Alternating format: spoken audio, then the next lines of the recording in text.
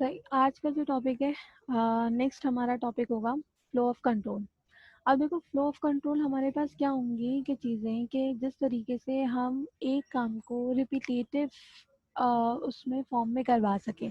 अगर मुझे कोई एक लाइन 10 दफ़ा प्रिंट करवानी है, तो बजाय इसके कि मैं वो चीज़ 10 दफ़ा लिखूं, मैं उसका कोई ऐसा सिंपल टास्क या कोई ऐसी कंडीशन बना लूं जो मुझे वही काम क्या करके दे, मुझे 10 दफ़ा करके दे। अगर मुझे 10 दफ़ा चाहिए, अगर वही काम मुझे 100 दफ़ा करना है, तो वो मुझे 100 दफ़ा करना पड़े। बजाय इसके कि मैं काम क्या करूँ, उसको मैनुअली प्रिंट करवाऊँ या मैनुअली क्या करूँ, खुद से टाइप करूँ। तो वो चीज़ें हमारे पास आ जाती हैं फ्लो ऑफ कंट्रोल में।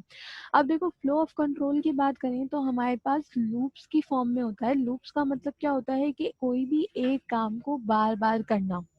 सही है। अब एक काम को बार बार करने के लिए हमारे पास तीन चीजें हैं या तीन लूप्स हैं जो कॉमन हमारे पास यूज होते हैं।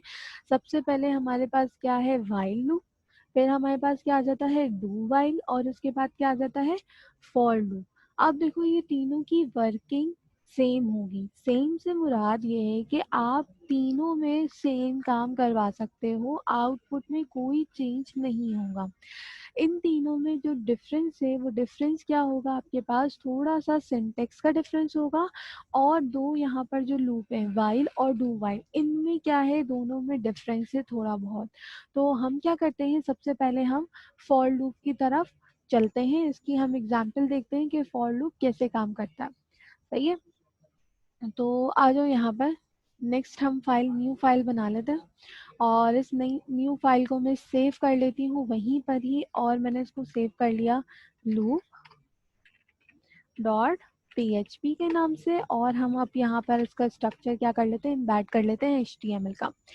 अब इसी तरीके से सेम वही काम कि जब हमें PHP का काम करना होता है, तो हमें उसके लिए PHP का ब्लॉग बनाना लाजमी होता है। बनाए बगैर हम कोई काम नहीं कर सकते हैं। सही है। तो ये चीज़ आप लोग कांस्टेंट याद रखें कि जब भी आपको कोई भी चीज़ करनी होगी PHP की, तो आप उसके बाहर नहीं कर सकते, इस कोड के बाहर। अब इसके बाद क्या करना होगा हमें, लूप। अब लूप में देखो, तीन तरह के लूप है। पहले लूप की मैं क्या करती हूँ, सिंटेक्स देखते हैं। पहला लूप क्या है मेरे पास, फॉर। मैंने लिखा फॉर। फॉर के बाद आप बनाएंगे राउंड ब्रैकेट और बना देंगे कर्ली ब्रैकेट। सही है। अब देखो, लूप किस लिए यूज होगा। एक मैं पहले स्टेटमेंट आप लोगों को बल्कि इसका यूजेज बता दूं। मैंने यहाँ लिखा इको। सही है।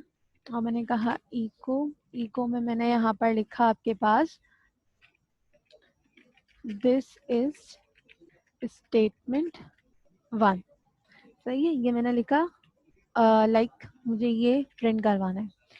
इसको मुझे दूसरा, तीसरा, चौथा, पांचवा, छठा, मतलब मैंने तीन चार जो है उसको ले लिए। इसको एंटर करके हम नीचे कर लेते हैं।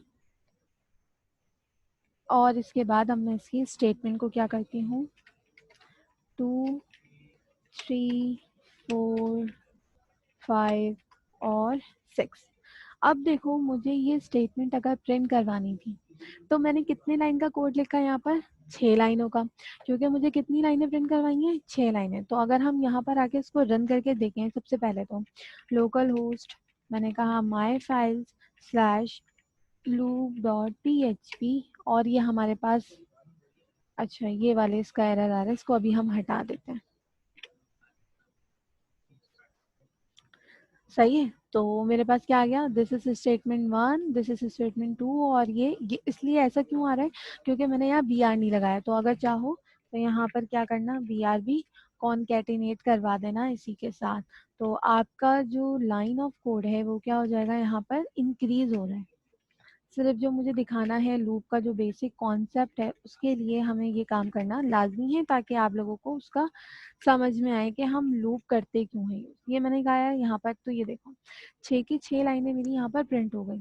अब देखो, मुझे कितनी दफ़ा चीज़ों को लिखना पड़ा, मुझे 6 दफ़ा लिखना पड़ा। अगर मुझे लाइन ब्रेक भी चाहिए था ना, तो मैंने उसको हर लाइन पे जाके अलग अलग क्या किया, लिख किया।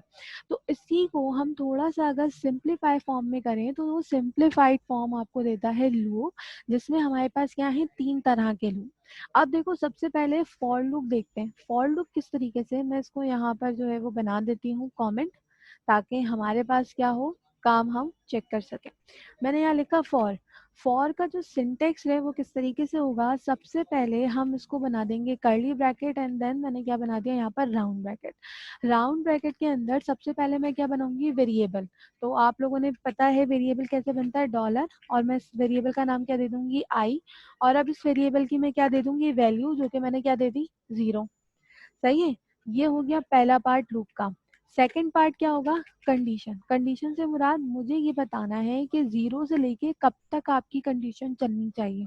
तो मैंने यहाँ पर कहा dollar I less than equal to 10, मतलब कि आई जो है वो अभी 0 है, लेकिन आई की वैल्यू कितने इक्वल होगी आपके पास, कि लेस देन 10 होगी या 10 के इक्वल होगी। फिर इसी के साथ थर्ड पार्ट जो हम ये कहते हैं इंक्रीमेंट करवाना है या डिक्रीमेंट करवाना है, मतलब कि आई की वैल्यू बढ़ानी है आपको या आई की वैल्यू कम करानी है। तो मुझे क्या करना है, मैंने वैल्यू 0 दी है तो ऑब्वियसली सी बात है, जब मैंने कंडीशन 10 लगाई है तो 0 से मुझे बड़ी चाहिए होगी। तो हमने जो लास्ट टाइम इंक्रीमेंट और डिक्रीमेंट ऑपरेटर यूज करे थे वो मैंने यहाँ पर क्या कर दिए, आई के ऊपर अप्लाई कर दिया।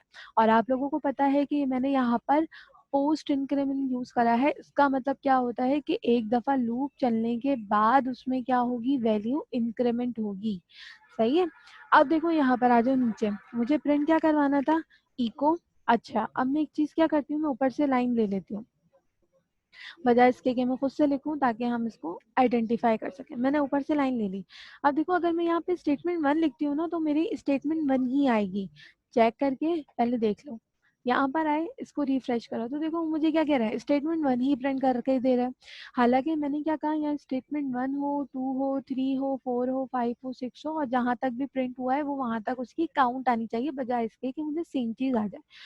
फिर इसके लिए हमारे पास एक और काम होता है, और वो क्या है कि मैं यहाँ पर पहले अभी बी आर को हटाती हूँ, मैंने यहाँ पे स्टेटमेंट लिखा, और यहाँ पर आने के बाद एक हमने यूज किया था कॉनकैटिनेट का मेथड। कॉनकैटिनेट क्या करता है, आपकी स्ट्रिंग और वेरिएबल को मिलाने के काम करता है। तो मैंने यहाँ लगाया कॉनकैटिनेट का, और इसके बाद मुझे वैल्यू कहाँ से चाहिए, मुझे आई की वैल्यू चाहिए, तो मैंने यहाँ लिख दिया आई। इसी के साथ मुझे नेक्स्ट लाइन पे चाहिए, नेक्स्ट लाइन से मुराद मुझे बी आर लगाना है, तो बी आर के लिए मैंने क्या किया, अगेन कॉनकैटिनेट लगाया, इन्वर्टेड कॉमास खोले, और मैंने यहाँ पे क्या करा, इसको बी आर कॉल करवा दिया।